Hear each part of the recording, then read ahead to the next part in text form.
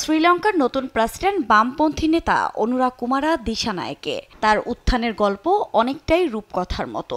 দেশটিতে এতদিনে প্রতিষ্ঠিত রাজনীতিবিদদের চেয়ে নিজেকে ভিন্ন মাত্রায় উপস্থাপনের কারণেই নিকটতম প্রতিদ্বন্দ্বীদের ধরাশায়ী করতে সক্ষম হয়েছেন তিনি।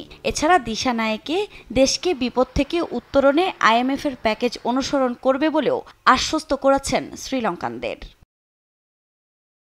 1968 সালে জন্ম নেয়া দিশানায়েকে ছাত্র জীবনেই রাজনীতিতে সক্রিয় হয়ে ওঠেন। সময়ের সঙ্গে সঙ্গে শ্রীলঙ্কার দুর্নীতি ও দুর্বল শাসনের কঠোর সমালোচক হিসেবে খ্যাতি অর্জন করেন তিনি। 2014 সালের 2 ফেব্রুয়ারি অনুষ্ঠিত 17তম জাতীয় কনভেনশনে JVP-র নেতা হিসেবে নির্বাচিত হন দিশানায়েকে। দীর্ঘ এই রাজনৈতিক যাত্রা তাকে শ্রীলঙ্কার রাজনৈতিক অঙ্গনে একটি গুরুত্বপূর্ণ ও প্রভাবশালী অবস্থানে পৌঁছে দিয়েছে। এবারের নির্বাচনে NPP জোটের প্রার্থী ছিলেন JVP প্রধান অনুরা কুমারা দিশানায়েকে। যদিও জোটটি এর আগে কখনো শ্রীলঙ্কার বিরোধী দলও ছিল না। দেশটির 225 সদস্যের পার্লামেন্টে এই জোটের আসন ছিল মাত্র 3টি। এদিকে বিশ্লেষকরা বলছেন, অর্থনৈতিক দুর্দশা থেকে উত্তরণের আশায় অনুরা কুমারা দিশানায়েককে ভোট দিয়েছেন মানুষ। এখন তার বড় কাজ হবে নজিরবিহীন অর্থনৈতিক সংকট থেকে দেশকে টেনে তোলা। ফলে নতুন প্রেসিডেন্টের জন্য বড় চ্যালেঞ্জ হবে অর্থনীতিতে স্থিতিশীলতা ফেরানো।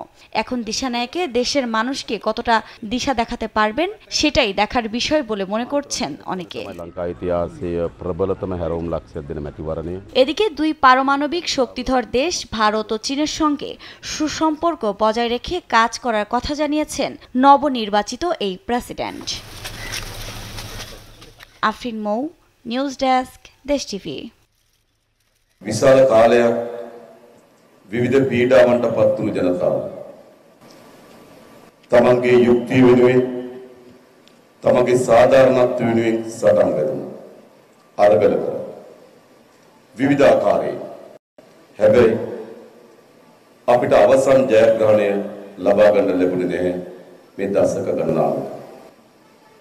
ඒ නිසා අපි හිතනවා මේ සැප්තැම්බර් මාසේ 21 වෙනිදා මේ ජයග්‍රහණය අපට ලබා ගන්න පුළුවන්.